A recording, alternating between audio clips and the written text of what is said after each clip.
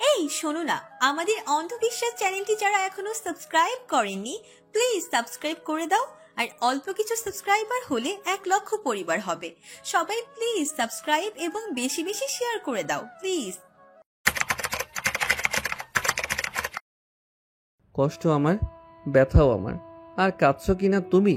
তরি পর মুহূর্তেই জবাব দিল, কেন? যা আপনার তা কি আমার নয়? এই ছোট্ট প্রশ্নের উত্তর আহসান দিতে পারল না। উত্তরটা মুখ ফুটে বেরোই হলো না। যুদ্ধের সৈনিকের দিকে ছোটা তেজস্বী রাইফেলের গুলির মতো তরির করা প্রশ্নটা তার বুকে এসে বুকটাকে ছিন্ন বিচ্ছিন্ন করে দিল। কথাও কি মানুষের হৃদয়ে এতটা ঝড় তুলতে পারে? পারে তো। তরি আজ নিজ গুণে তা প্রমাণ করে দিল। তরি আহসানের মাথার ক্ষতটা খুঁটে দেখতে দেখতে বলল, আপনার এমন দশা হবে জানলে আজ আপনাকে ঘর থেকে বের হতেই দিতাম না, বেঁধে হলেও রেখে দিতাম। আহসান মশকরার ছলে বলল, কি করে বাঁধবে? দড়ি দিয়ে নাকি আঁচল দিয়ে? তরি জবাবে কিছু বলল না। নিজের শরীরের আঁচলের অংশটা দিয়ে আহসানের পরনের পাঞ্জাবের নিচের অংশটায় একটা গিট দিল। তরির কাণ্ড দেখে আহসান সত্যি সত্যি হেসে ফেলল। সে রাতে মধু বেবি আর বাগড়া দিতে এলেন না। তরি আহসানের ঘরে ঘুমালো, আহসানের ডান হাতে মাথা রেখে আহসানের বুকে মুখ গুজে। আহসানের মাথার ব্যান্ডেজটা আজ খুলে ফেলা হয়েছে। ক্ষতটা সেরে গেছে, তবে কালচে বর্ণের একটা দাগ রয়ে গিয়েছে। হাতের কবজির আঘাতটাও ঠিক হয়ে গেছে। অসুস্থতার বাহানায় মাঝদাগ ছেলেকে ব্যবসার কাজে একদমই হাত লাগাতে দেননি। ঘরে শুয়ে বসে দিন কেটেছে তার এক প্রকার।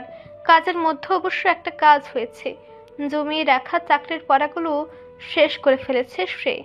আহসান সর্বক্ষণ বাড়িতে উপস্থিত থাকার দরুন রুমি এবং তরি উভয়কেই বেশ দৌড়ের উপর থাকতে হয়। সন্ধ্যা থেকে রাত অবধি পড়ার টেবিল ছেড়ে উঠতে পারেনি তারা। আজ আগের রুটিনে অভ্যস্ত হয়ে পড়েছে আহসান। দীর্ঘদিন পর কাজে ফিরেছে সে। ঘরে শুয়ে বসে তার এক প্রকার বিরক্তি ধরে গেছে। কি একঘেয়েমি জীবন। অনেকদিন পর তরিকে পৌঁছে দিতে তরির কলেজে গিয়েছিল আজ সে। এই কিছুদিন মাজদাকি তরি আর রুমিকে স্কুল কলেজ থেকে আনা নেওয়ার দায়িত্বে ছিলেন। ব্যস্ততার ফাঁকে হঠাৎ আহসানের ফোনটা বেজে উঠল। স্ক্রিনের দিকে তাকাতে অপরিচিত একটা নম্বর দেখতে পেল সে। দ্রুত হাতে কলটা রিসিভ করে কানে তুলল সে। কয়েকবার হেলো বললেও উপাস থেকে কোনো শব্দ পাওয়া গেল না। আহসান বিরক্তিতে চোখ মুখ কুঁচকে কলটা কেটে দিল। বেশ কিছুদিন যাবতীয় অপরিচিত নম্বর থেকে কল আসছে তার ফোনে, তবে রিসিভ করলে কারো শব্দ পাওয়া যায় না। কি অদ্ভুত ব্যাপার স্যাপার। আজ কলেজ থেকে বের হয়ে বিজয়ের হাসি হাসলো তরি।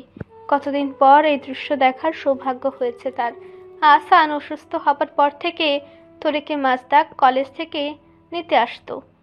যে জায়গাটা আহসানের ছিল তা অন্য কাউকে দেওয়া অসম্ভব।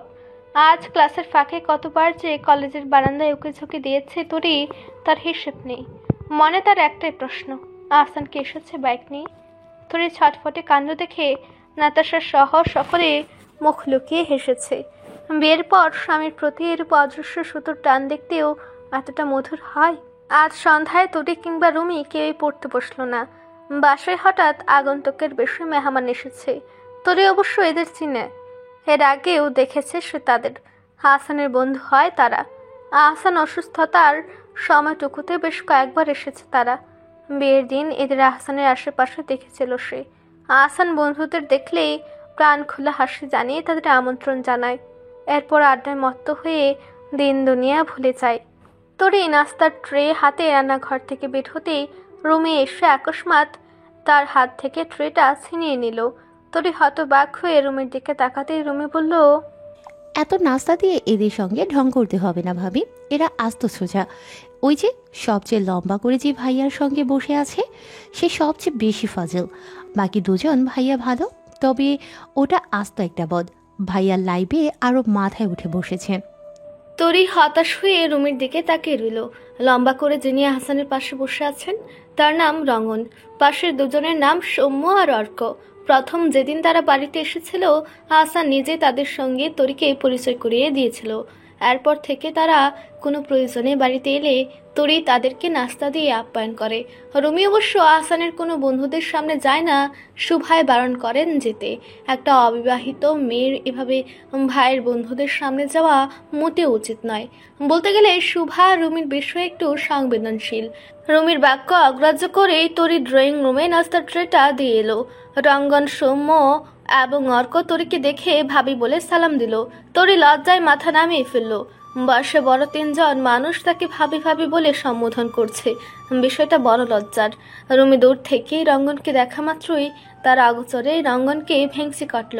ছোটবেলায় ভাইয়ার সঙ্গে যখন এই রঙ্গন নামক ব্যক্তিটি রুমিদের বাড়িতে আসতো, রুমির তখন বেশ রাগ হতো। অর্ক এবং সৌম্যকে রুমি সেভাবে চিনে না, দূর থেকে অবৈখানি দেখেছে শুধু।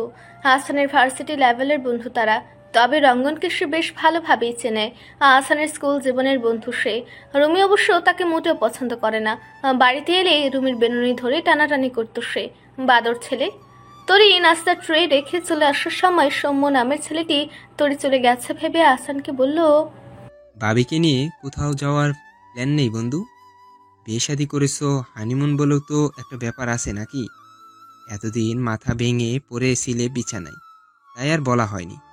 কিন্তু এখন ভাবিকে নিয়ে কোথাও ঘুরে আসা উচিত তোর। এরপরে বাচ্চা কাছে এলে দূরত্ব আরও বাড়বে দুজনের মাঝে। নিজেদের মধ্যে ডুবে থাকার এটাই মোক্ষম সময়। আহসান মাথা চুলকে বলল, আসলে কাজের প্রেসারে এত সব নিয়ে ভাবা হয়নি। তরির পড়াশোনার ক্ষতি হবে ভেবে আর আগাইনি ওদিকে। পরীক্ষাটা শেষ হোক, তারপর যাব না হয়। বন্ধুর সমাজে অর্ক নিজে বিটলামের জন্য বিটলা নামে বেশ পরিচিত। আজও তার ব্যতিক্রম ঘটল না। নিজ নামের মর্যাদা সে ফের প্রমাণ করলো। বাঁকা হেসে আহসানকে বলল, পরীক্ষার আশায় বসে থাকলে কিচ্ছু হবে না বন্ধু। যাবা নাকি ভাবিকে নিয়ে লিটনের ফ্ল্যাটে? চাবি লাগবে চাবি? অর্কের কথার মানে ধরতে পেরে আহসান সোফা থেকে উঠে অর্কের পিঠে জোরে সোরে একটা চাপড় বসালো। অর্ক হাসতে হাসতে রঙ্গনের পিছু গিয়ে লুকিয়ে পড়লো। অর্ক, সৌম্য ও রঙ্গন রাতে খেয়ে দিয়ে বাড়ি ফিরল। শুভা তাদের না খেয়ে ফিরতে দেয়নি। ছেলের বয়সে 3টি ছেলে যে তারই ছেলে সমতুল্য। বিপদে আপদে আহসানের পাশে ওদের সব সময় দেখেছে শুভা। রঙ্গনের উপস্থিতি অনুমান করে রুমি এতটা সময় মধু বেবির ঘরে লুকিয়েছিল এক প্রকার। আহসানের বন্ধুরা চলে গেছে ভেবে যেই না রুমি মধু বেবির ঘর হতে বের হলো, সেই রঙ্গনের সামনে পড়ে গেল সে। রঙ্গন তখন বাইকের চাবি গুটিয়ে বের হচ্ছে সবে। যেখানে বাঘের ভয় সেখানেই সবার আগে সন্দেহ হয়। মধু বেবির ঘরটাও অতি বাজে একটা জায়গায় পড়েছে, পুরো বাড়ির শেষে একেবারে মেইন গেটের মুখোমুখি। আর একটু পর বেরোলেই তো পারত সে, তাহলে আর রঙ্গন নামক অনামুখটার সঙ্গে তার দেখা হতো না। রুমি রঙ্গনকে অবলোকন মাত্রই দরজার পাশ কেটে লুকিয়ে পড়তে চাইল। বিশেষ লাভ হলো না তাতে। রঙ্গন ফাঁকা গলায় নির্মল সুরেই বলে ফেলল, খামচি রানী, করগরানী। রুমির আগে গজগজ করতে করতে হেঁটে চলে এলো। পিছু ফিরে একবার চাইল না। অবশ্য পিছু ফিরলে রুমির মেজাজের 12টা হতে 13টা খুব সহজেই বেজে যেত। রঙ্গনের ওই বিটক্যালের ন্যায় হাসি দেখার চেয়ে মৃত্যু শ্রেয়। রুমির জীবনে খামচির রানী শব্দটির উৎপত্তি বহু পূর্বেই ঘটেছে। রঙ্গনের সঙ্গে শুরু হতেই রুমির শিশু মনের বেজায় দ্বন্দ্ব।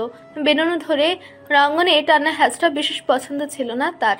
সে কারণেই তো একবার জেদের বর্ষে রঙ্গনকে নিজের ধারালো নখ দিয়ে এমন খামচি দিয়েছিল সে, রঙ্গনের বাম হাতের উপরের পিঠের চামড়া ভেদ করে রগ রগে তরল রঞ্জক পদার্থের সূত্রপাত ঘটেছিল।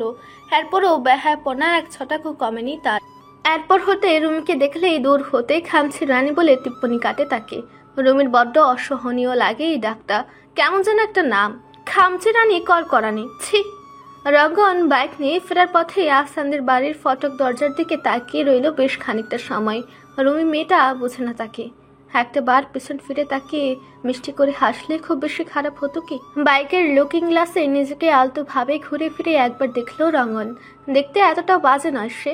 এলাকার বহু সুন্দরী সুশীলা রমণী দিন রাত হাবুডুবু খায় তার প্রেমে। এই রুমি মেয়েটায় বড্ড বাজি, 2 পয়সার দামও দেয় না তাকে। রুমির কোন বাড়া ভাতে ছাই ফেলেছে সে। তাকে দেখলেই মুখটাকে অহেতুক কোচকে রাখার মানে কি? দুষ্টু মেয়ে রুমি ঝুমি। আহসান আড্ডার পাট চুকিয়ে ঘরে ফিরতে তরিকে বিছানার উপরে পা দুলিয়ে বসে থাকতে দেখে বিস্মিত হলো। অনেক রাত হয়েছে, সকালে যে ক্লাস আছে সে কথা কি ভুলে গেছে আনমনা মেয়েটা? আহসান নরম সুরে শোধালো, ঘুমাতে যাওনি এখনো? সকালে ক্লাসে যেতে হবে না? তরি বিছানায় হেলান দিয়ে বেনির আগা ঘোরাতে ঘোরাতে বলল, যাব। দাদিমা ডেকে গেছেন, এক্ষুনি চলে যাব। মিনিট খানেক নীরব থেকে তরি নিজেই ফের বলল, আচ্ছা, আপনি কি কোথাও যাচ্ছেন? আহসান চমকিত হয়ে প্রত্যুত্তর করল। কই না তো। তরি ঠোঁট কামড়ে বলল, মিথ্যা বলছেন কেন? ওই ভাইয়াটা যে বলল আপনি লিটনের ফ্ল্যাটে যাচ্ছেন। মা বলেছে বিয়ের পর বরের সঙ্গে সঙ্গে থাকতে হয়। আমিও যাব আপনার সঙ্গে লিটনের ফ্ল্যাটে। প্লিজ আমাকেও আপনার সঙ্গে লিটনের ফ্ল্যাটে নিয়ে চলুন না। তরি আকতি শুনে আহসান হতবাক হয়ে মাথায় হাত দিয়ে বসে পড়ল। এ কি অবস্থায় পড়ল সে? এই মেয়ে লিটনের ফ্ল্যাটের মানেই বোঝেনি। সবকিছু ফেলে এখন তরিকে নিয়ে লিটনের ফ্ল্যাটে ছুটতে হবে? ছি ছি ছি ছি। অর্ককে কয়েক দফায় মনে মনে গাল মন্দ করলো আহসান। তরি সে সব সম্পর্কে অবগত নয়। সে তখনও আহসানের পরিহিত পাঞ্জাবির হাতা খামছে ধরে লিটনের ফ্ল্যাটে যাওয়ার জন্য উন্নয় বিনয় করতে ব্যস্ত। আহসান হতাশ হতবাক। এত কিছু বাদ দিয়ে শেষমেশ লিটনের ফ্ল্যাট। ফোনের ক্রিং ক্রিং শব্দে আহসানের ঘুম ভাঙল। তরি ঘড়ি করে ফোনটা সে কানে তুলল। কয়েকবার হেলো বললেও অপর প্রান্ত থেকে কোনো জবাব এলো না। আহসান প্রচন্ড বিরক্ত বোধ করলো। এই সাত সকালে এভাবে ফোন দেওয়ার মানে কি? ফোন দিয়ে আবার কথা বলছে না, কি আজব বিষয়। অতপর ক্ষুব্ধ হয়ে কলটা সে নিজেই কেটে দিল। প্রায় ব্যবসার প্রয়োজনে অপরিচিত নম্বর হতে মাল খরিদ্দারদের কল আসে। সে কারণেই অপরিচিত নম্বরের কলও ধরতে হয় তাকে। তবে বিগত কিছুদিন যাবৎ এই কল দিয়ে লুকোচুরি খেলার ঘটনায় সে প্রচন্ড অসন্তুষ্ট। এটা রীতিমতো এক ধরনের প্রতারণা। সময়ে অসময়ে কল দিয়ে সময়ের বিঘ্ন ঘটানোর মানে কি? অপ্রয়োজনে এসব কর্ম সাধন কি বাঞ্ছনীয়? আজ শুক্রবার, স্কুল কলেজ সব বন্ধ। রমি তরি সকাল থেকেই কি নিয়ে যেন মহাব্যস্ত। দুজনকে নাস্তার টেবিলেও গুজুর গুজুর ফুসুর ফুসুর করতে দেখা গেছে। আহসান সেসব নিয়ে অবশ্য মাথা ঘামায় না। একসঙ্গে আছে, মিলেমিশে থাকাটাই সবচেয়ে বড় কথা। আহসান বিছানার তোষকের নিচ থেকে টাকার বান্ডিল বের করে হিসাব কষতে বসলো। সচরাচর যেদিনকার হিসাব সেদিনই সে কষে ফেলে। তবে কাল বাড়ি ফিরতে দেরি হয়ে গেছে বিধায় ক্লান্ত শরীরে এত ধকল পোষায়নি। সহসাই তরি ঘরে এলো। আহসানকে এত টাকা গুনতে দেখে সে বিস্মিত হয়ে বলল, আচ্ছা, আপনি কি অনেক বড় লোক? আহসান মাথা উঁচু করে এক পলক তাকিয়ে রইল তরির দিকে। চোখে মুখে তার বেশ উৎকণ্ঠা। আহসান তরির প্রশ্নের উত্তর দিল না। নিজে আরেক দফা প্রশ্ন ছুড়ে দিয়ে বলল, হঠাৎ এটা কেন মনে হলো? তরি আমতা আমতা করে বলল, আপনার কাছে অনেক টাকা আছে তাই মনে হলো। আহসান তাচ্ছিলের হাসি হাসলো। টাকাগুলো ফেলে উঠে দাঁড়িয়ে আস্তে আস্তে তরির দিকে এগিয়ে এলো। ঠান্ডা গলায় বলল, যদি টাকার অঙ্কে মাপো তাহলে বলবো তুমি ভুল। আমি বড়লোক নই।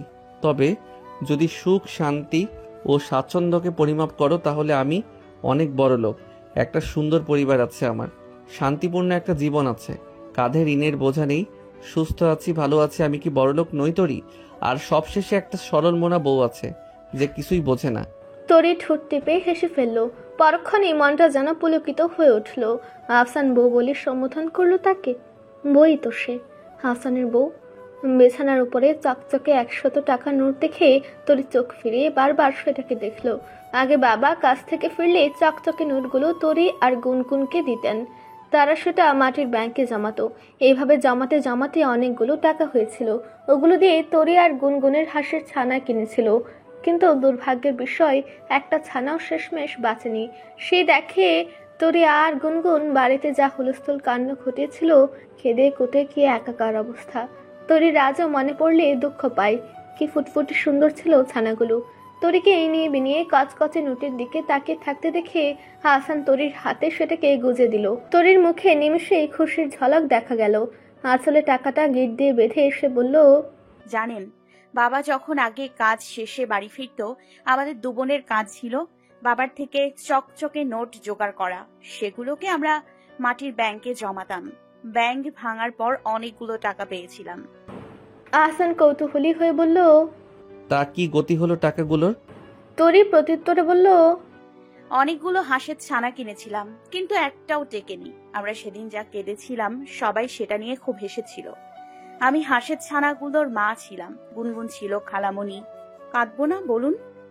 আহসান ঠোঁট কামড়ে বলল, আচ্ছা, আমি কবে হাঁসের ছানা জন্ম দিলাম তরি? তুই মা হলে আমি তো বাবা। আমার সন্তানদের তুমি কোথায় লুকিয়ে রেখেছো তরি? কোথায় আমার সেই অর্ধমানব অর্ধহাস সন্তানগুলো? সত্যি করে বলো তো তরি। আহসানের কৌতুক শুনে তরি হেসে ফেলল। লাজুক স্বরে বলল, তখন আপনার সঙ্গে আমার ভাবই হয়নি, বিয়ের আগের কথা। আহসান জিব্বা কামড় দিয়ে বলল, কি বলছো? বিয়ের আগে এতগুলো সন্তানের জননী ছিলে? আমার সঙ্গে কি তবে ধোকা হলো? ছি ছি, কি অনাচার কাণ্ড!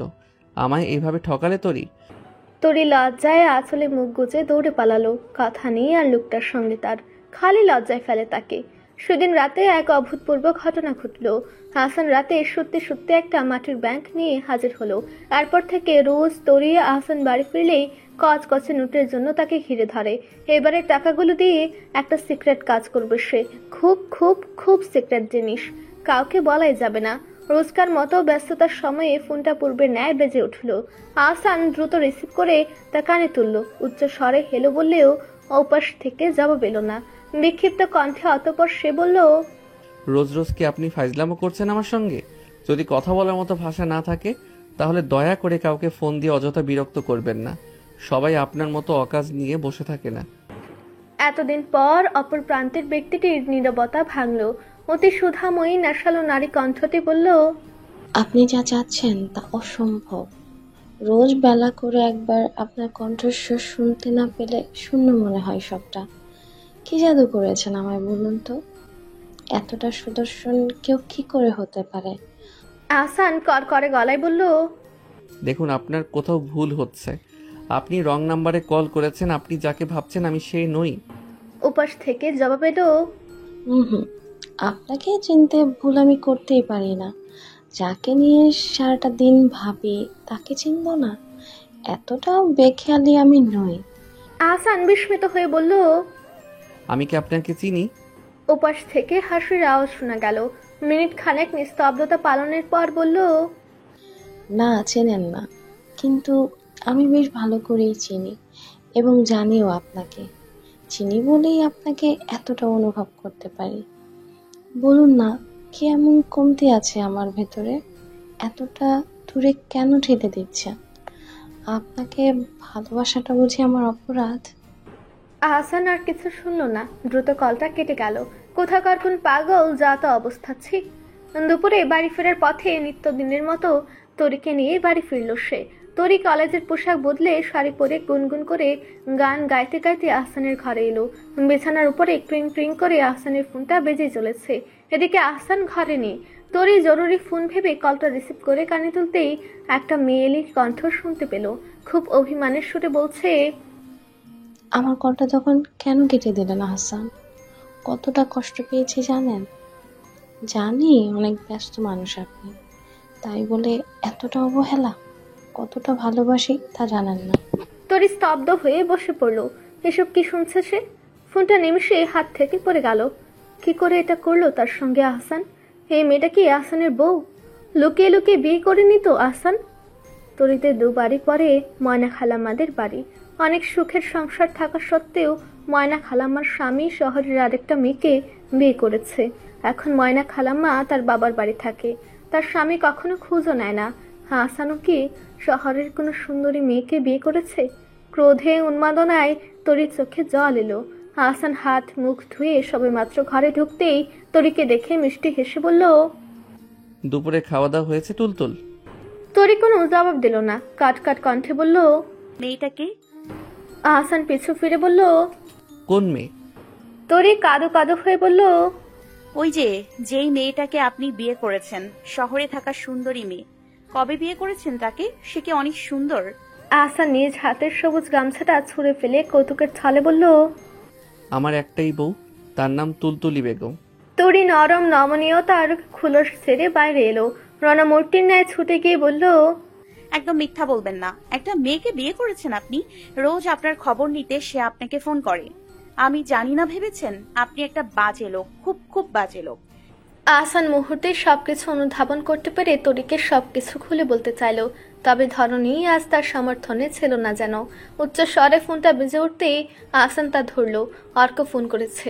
আহসান হ্যালো বলতেই অর্ক বলল, বন্ধু, সৌম্যের বাবা ইমতিয়াজ আঙ্কেল ব্রেন স্ট্রোকে মৃত্যুবরণ করেছেন। তুই জলদি আয়, সৌম্যকে সামলে উঠতে পারছি না। আহসান দিশেহারা হয়ে ত্রস্ত পায়ে দৌড়ে বাইক নিয়ে বের হয়ে গেল। সৌম্যের বাবাকে এলাকার সবাই চিনে, ভদ্রলোক প্রকৃতির মানুষ তিনি। এত ভালো মানুষটা কি করে যে তাড়াহুড়োয় তরিকে সবটা খুলে বলতে বেমালুম ভুলে গেছে সে। বিপদের সময় তার মাথা ঠিকঠাক থাকে না। তরি বিছানায় শুয়ে শুয়ে বালিশে মুখ ডুবিয়ে কাঁদল। ময়না খালাম্মার স্বামী যখন আরেকটি বিয়ে করেছিল, পুরো এলাকাতে জানাজানি হওয়ার পর মুরব্বীরা ময়না খালাম্মার স্বামীকে কিছু বলেনি, উল্টো ময়না খালাম্মাকে যারা করে বলেছিল, তুমি কেমন ধারার মাইয়া যে স্বামীরা বাইন্দা রাখতে পারো নাই, জামাইরে আঁচলে বাইন্দা রাখতে হয়। বেড়া মানুষ সুযোগ পাইলে এই দিক ওই দিকে মুক্ত দিবই, তুমি একটু খেয়াল রাখবা না? তরি ভয়ে লজ্জায় আরো বেশি বেশি কাঁদলো। আহসানকে তো সে বেঁধে রেখেছিল তরির আঁচলের সঙ্গে গিট্টু দিয়ে। আহসান কেন করলো এমনটা তার সঙ্গে? তাকে ছেড়ে আরেকটা মেয়েকে কেন বেছে নিল? আহসানের সঙ্গে যখন তার বিয়ের কথা হলো, তখন তরির তাতে মোটেও মত ছিল না, কিন্তু বিয়ের পর আহসানের ভেতরের অভ্যন্তরীণ সত্তা তরিকে তোলপাড় করে দিয়েছিল। হ্যাঁ, ভালোবেসে ফেলেছে সে আহসানকে, খুব করে ভালোবেসে ফেলেছে। আহসান সেই ভালোবাসার মূল্য দিক না দিক তাতে তরির কিচ্ছু যায় আসে না। আহসানকে সে সারা জীবনের জন্য মন দিয়ে বসেছে। তার পক্ষে আহসানের মতো দু নৌকায় পা দিয়ে চলা অসম্ভব। অন্তর্দহনের কুণ্ডলে তরি খেয়ে হারিয়ে ফেলল, হাও মাও করে কেঁদে ফেলল। রমির শব্দ পেয়ে তরির কাছে ছুটে এসে বসলো। তরির দিকে তাকিয়ে আদুরে গলায় বলল, কি হয়েছে ভাবি? তরি সবকিছু ধামা চাপা দিয়ে বলল, তেমন কিছু না, হঠাৎ বাবার কথা মনে পড়লো।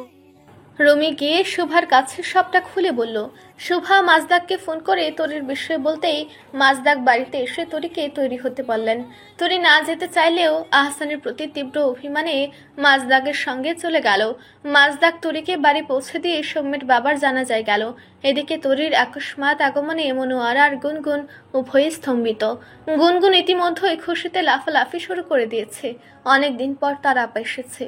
মনোয়ারা যদিও তরির এমন সহসায় আগমনে কিছুটা সন্দেহের দৃষ্টিতে দেখলেন, তরিকে কৌতূহলের বশে জিজ্ঞেস করতেই তরি বলল, বিয়ের পর বেড়াতে এলেও দোষ? মনোয়ারা আর কথা বাড়ালেন না, তরিকে তার হালতে ছেড়ে দিলেন। বিয়ের পর স্বামী এবং স্ত্রীর মধ্যে অনেক কিছুই ঘটে, মাঝে মধ্যে ঝগড়া অভিমান সম্পর্কের গুরুত্ব অনুভব করায়, একে অপরকে নিয়ে ভাবতে শেখায়, ভালোবাসা ও সম্পর্কের মর্ম বোঝায়। গুনগুন তরির পিছুই ছাড়ছে না। তরি যখন যেদিকে যাচ্ছে গুনগুন সেদিকেই যাচ্ছে। তরির আঁচল টেনে গুনগুন বলল, বুবু তুমি কি একেবারের জন্য চলে এসেছো? এই পচা লোকটা আর নিয়ে যাবে না তো তোমাকে? লোকটা কত পচা কেন বুবু? তার কি বুবুনি? শুধু আমার বুবুকে নিয়ে টানাটানি করে কেন? তরি গুনগুনের প্রশ্নের উত্তর দিল না। আহসান লোকটা আসলেই পচা, না হয় তরিকে ফেলে আর একটা মেয়েকে বিয়ে করতে পারতো। আহসানের বাড়ি ফিরতে বেশ রাত হলো, আনুমানিক 12টার বেশি বাজছে তা নিশ্চিত। জানাজা শেষ হচ্ছে আসার পরে। জানাজা দিয়ে লাশকে অনেক আগেই দাফন করা হতো, কিন্তু সৌম্যদের শহরের আত্মীয়দের অপেক্ষায় জানাজা পড়াতে বিঘ্ন ঘটেছে। সৌম্যরা দুই ভাই, সৌম্য বড় আর ছোটজনের নাম সৌভিক। সৌম্যের মা 2 বছর আগে ইন্তেকাল করেছেন। এতদিন বাবাই ছিল দু ভাইয়ের বটগাছ, বেঁচে থাকার একমাত্র খুঁটি। বাবার আকস্মিক মৃত্যুতে দুজনেই দিক বেদিক ভুলে দিশেহারা হয়ে গেছে। দুজনকে সামলাতে গিয়ে তাকে সহ অর্ক আর রঙ্গনকে ব্যাক পেতে হয়েছে। তবে এই দুঃখ কি ঘুচাবার মতো? পিতা ও মাতা সন্তানের জন্য সম্পদ সমতুল্য, সেই বিয়োগকে মেনে নেওয়ার মতো? আহসান আজ প্রকৃতপক্ষে ভাষা হারিয়ে ফেলেছে। সৌম্যের অবস্থা মুখে প্রকাশ করবার মতো নয়। কি বলে সান্ত্বনা দেবে সে বুঝে আসেনি। আহসান ক্লান্ত আজ, শারীরিক ও মানসিক উভয়ভাবেই সে বিপর্যয়গ্রস্ত। ঘরে ঢুকতেই তরিকে খুঁজে পেল না সে। তরিকে তখন কিছু বুঝিয়ে বলার মতো অবস্থায় ছিল না সে। তরিকে সবটা বুঝিয়ে বলা দরকার। সম্পর্কে ভুল বোঝাবুঝি, মিসআন্ডারস্ট্যান্ডিং বড় খারাপ জিনিস, সম্পর্ককে এক নিমিষে ধ্বংস করে দেয়। আহসান রুমিকে ডাক দিয়ে তরির কথা জিজ্ঞেস করতেই রুমি বলল, ভাইয়া ভাবি তো বাবার বাড়ি গেছে। ভাবির আজ মন ভালো নেই, হঠাৎ করে বাবার কথা মনে পড়ায় খুব করে কেঁদেছে। পরে বাবা গিয়ে ভাবিকে দিয়ে এসেছে। মা বলতো ভাবিকে কটা দিন ওখানে থেকে আসতে, মনটা তাহলে হালকা হবে কিছুটা। আহসান আর কিছু বলল না। রুমি খাবারের প্লেট নিয়ে এসে আহসানের ঘরে দিয়ে চলে গেল। আহসানের মনে বিতৃষ্ণা ভর করেছে। তরি যে বাবার মায়ায় বাড়ি ছেড়েছে তা ভুল। তরি বাড়ি ছেড়েছে তীব্র অভিমানে। তরির উপরে প্রথমে বেশ রাগ হলো তার, ফের মনে হলো অভিমান সেখানেই জন্মায় যেখানে ভালোবাসার উপস্থিতি রয়েছে। আহসানের প্রতি তরির অধিকার বোধ এখন ভালোবাসায় রূপ নিয়েছে। যদি ভালো সে নাই বাসত, তবে অন্য মেয়ের কথা শুনে আহসানের প্রতি এতটা অভিমান অভিযোগ তার থাকতো না। তরির অভিমান ক্রোধ প্রমাণ করে দিচ্ছে তার ভালোবাসার সম্পর্কের প্রতি টানকে। তরি বোকামি, মেয়েটার প্রতি যেখানে রাগ হওয়ার কথা সেখানে তার প্রতি ভালোবাসা মায়া উপচে পড়ছে। আহসান আনমনে বলল, তোরই কি সুধা ছড়ালে গো? আহসানের তরির চোখ গেল বিছানার উপরে রাখা বালিশের কোণে একটা ভাঁজ করা কাগজের ঝলক দেখা যাচ্ছে। আহসান কাগজটা বালিশের কোণ থেকে টেনে তুলল। তাতে গোটা গোটা অক্ষরে লেখা, প্রিয় বাজে লোক আহসান, আপনার সঙ্গে বিয়ে ঠিক হওয়ার পর আমি বিয়েতে রাজি ছিলাম না। আপনি আমার চেয়ে বয়সে অনেক বড়, কিন্তু বিয়ে হওয়ার পর সবকিছু কেমন যেন পাল্টে গেল। আমার আপনাকে খুব ভালো লাগে, আমি ভালোবেসে ফেলেছি আপনাকে। আপনাকে ছেড়ে যাওয়ার কথা ভাবলে কষ্ট হয়। আপনাকে কারোর সঙ্গে সহ্য হয় না আমার। চুল ধরে টেনে কুটি কুটি করে দিতে ইচ্ছে হয়। আপনি আমাকে ভালোবাসেন না সেটা জানি, না হলে আমায় ছেড়ে আরেকটা মেয়েকে বিয়ে করতে পারতেন। মেয়েটা খুব সুন্দর সেটা জানি, আপনি সুন্দর তাই আপনার সঙ্গে সুন্দরকেই মানায়। আমি চলে যাচ্ছি। আপনি চাইলে ওই মেয়েটাকে নিয়ে সংসার করতে পারেন, কিন্তু কখনো তাকে আমার সামনে নিয়ে আসবেন না। আপনার সঙ্গে কাউকে দেখলে আমার খুব কষ্ট হয়, বুকের ভেতর কেমন কেমন যেন হয়। সবকিছু শেষে বলতে চাই, আপনি একটি নিতান্তই বাজে পচা লোক, খুব পচা। আহসান চিঠিটা পড়ে চিঠিতে ছোট্ট করে চুমু খেলো। চিঠিতে তরির তার প্রতি তীব্র ঘৃণা প্রকাশ পাচ্ছে। সে পাক, তরির সব কিছু তার, তরির ঘৃণাগুলো একান্ত তার। যে স্থান তরি অর্জন করেছে তা আজ অব্দি কেউ পারেনি, তাই বা কম কিসে। মনোয়ারা তরি আর গুনগুনকে একসঙ্গে বসে ভাত খাইয়ে দিয়েছে রাতে। মনোয়ারা বিছানার অপর প্রান্তে শুয়েছে, গুনগুন আর তরি একসঙ্গে শুয়েছে। গুনগুন মাঝে আর তরি সাইডে। তরির ঘুম আসছে না। এপাশ ওপাশ ফিরে কয়েক দফা ঘুমানোর চেষ্টা করলো, কিন্তু ঘুম এলো না। তরির ছটফট দেখে মনোয়ারা ঘুম থেকে উঠে বসলেন। শান্ত গলায় বললেন, কি হয়েছে সত্যি করে বলো। তরি জবাব দিল না। আঁচলে মুখ গুজে ফুপিয়ে কেঁদে উঠল। মনোয়ারা উঠে গিয়ে মেয়ের মাথায় হাত বুলিয়ে দিয়ে বললেন, কি হয়েছে? আহসান কিছু বলেছে? ঝগড়া হয়েছে তার সঙ্গে? তরি তখনও কোনো প্রত্যুত্তর করলো না, একেবারে ক্ষীণ শব্দে কাঁদতে লাগলো। মনোয়ারা নমনীয় কণ্ঠে বললেন, জীবনে অনেক পরিস্থিতি আসে, স্বামী এবং স্ত্রীর মাঝে মনোমালিন্য হওয়াটা অস্বাভাবিক কোনো কিছু না। জীবনে যদি শীত না আসে তবে বসন্তের গুরুত্ব কি করে বুঝবি? সম্পর্কের মাঝে ভুল বোঝাবুঝি, রাগ ও অভিমান আসবেই। অভিমানের তিক্ততা না বুঝলে ভালোবাসার মিষ্টি স্বাদ কি করে পাবি? সব সময় একটা কথা মাথায় রাখবি, দিনের কাজ দিনে করতে হয়। রাতে ঘুমানোর আগে সারা দিনকার সব মনোমালিন্য ঝগড়া সমাধান করবি। তাতে চিৎকার চেঁচামেচি যাই হোক না কেন, অভিমান ঝগড়া করে ঝেড়ে ফেলবি। অভিমান পুষে রাখলে সম্পর্কে ফাটল ধরে। তরি বিছানা ছেড়ে উঠে দাঁড়ালো। মনোয়ারার ফোনটা দিয়ে আহসানকে কল দিল। সারাদিনের বিশৃঙ্খলতার মাঝে আহসানের মনে শান্তি নেই। ঘুমের ওষুধ খেয়ে নিদ্রাগ্রস্ত সে, তবুও ঘুমের ঘুরে ফোনটা তুলল সে। নেদো নেদো কণ্ঠে বলল, হ্যালো, কে? তরি অভিমানের সুরে বলল, কেউ না, আমি আপনার। আহসানের সম্বিত ফিরতে সে পিলে চমকে উঠল। ঘড়িটার দিকে এক পলক তাকালো সে। রাত 3টা বাজছে। তরি এখন তাকে কল দিয়েছে? আহসান কণ্ঠে জড়তা জড়িয়ে বলল, ঘুমাতে যাওনি এখনো? তরি জবাবে বলল, সবাই আপনার মতো অশান্তি করে পড়ে পড়ে ঘুমায় না। আহসান দীর্ঘশ্বাস ফেলে বলল, বাড়ি ছেড়ে কে গিয়েছিল চলে? আমি? তরি প্রতিবাদী স্বরে বলল, আপনি নিতে এসেছিলেন আমায়? আহসান গম্ভীর স্বরে বলল, সৌম্যর বাবা মারা গিয়েছেন, জানাজা সহ সব শেষ করে আস্তে আস্তে রাত হয়ে গেছে। আমার মানসিক অবস্থা সেরকম নেই তরি, আমি নিতে পারছি না সবটা। সব কিছু স্বাভাবিক থাকলে তুমি অভিমান করে চলে যেতে, আর আমি বুঝি তোমায় যেতে দিতাম? তরি সবকিছু শুনে ফ্যাস ফ্যাস করে কেঁদে ফেলল। হাসান বিস্মিত হলো। তরি কাঁদছে? হাসান কিছু বলার আগেই তরি বলল, আমি এখনই আপনার কাছে আসতে চাই। আমার আর কিছু ভালো লাগছে না। আমি আপনার পাশে একই বালিশে ঘুমোতে চাই, আপনাকে জড়িয়ে ধরে। এই অনুরোধের সুর কি আহসান ফেরাতে পারে? ঘুমের ঔষধের প্রভাব তখনও কাটেনি। আহসান এলোমেলো পায়ে বাইকের চাবিটা নিয়ে বের হলো। বাইরে ঝিঝি পোকার তীব্র আওয়াজ, নিঝুম গভীর রাত, গ্রাম্য এলাকা বিধায় কাকপক্ষীও জেগে নেই। আহসান সবকিছু ফেলে তরির পানি ছুটল। ঘুম টুম সবকিছু ফেলে তরি আবার ব্যাগ গোছালো। আহসান তাকে নিতে আসছে, সে এখনই চলে যাবে। মনোয়ারা ঝিমুতে ঝিমুতে মেয়ের কাণ্ড দেখলো। দুজনের কথোপকথন তিনি শুনেছেন। ঝামেলা মিটমাট হয়েছে, এই শান্তি তার। রাত 3:30টার দিকে সত্যি সত্যি আহসান এলো। তরি ব্যাগ নিয়ে ছুটলো আহসানের দিকে। আজ তরির মোটেও ভূতের ভয় করছে না। আহসানের বাইকের আলোতে তেনারা পালিয়েছেন। মনোয়ারা দরজার সামনে দাঁড়িয়ে দাঁড়িয়ে তরির চলে যাওয়া দেখলেন। কি ছেলে মানুষ তার মেয়ে তার। নিয়মিত ভালোবাসার গল্প শুনতে এবং পড়তে আমাদের অন্ধবিশ্বাস চ্যানেলটি সাবস্ক্রাইব করে পাশে থাকা বেল আইকনটি ক্লিক করুন। ধন্যবাদ সবাইকে।